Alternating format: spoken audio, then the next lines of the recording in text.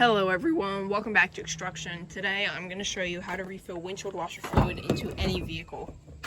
First thing you want to do is pop your hood. Sometimes you'll have to pull that latch twice, but on most cars you just pull it once. Then you want to feel for a tab like this that you're just going to pull out of the way before lifting up your hood.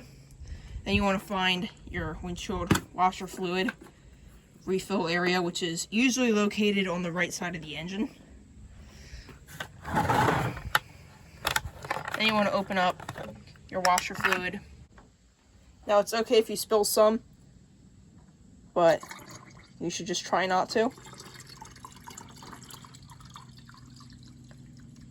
And then you want to fill it up until the point that it is almost full. And then close it. And altogether it takes less than a minute. So, thanks for watching this video, and if you enjoyed it, please subscribe. Don't forget to drop a like down below. Thanks for watching.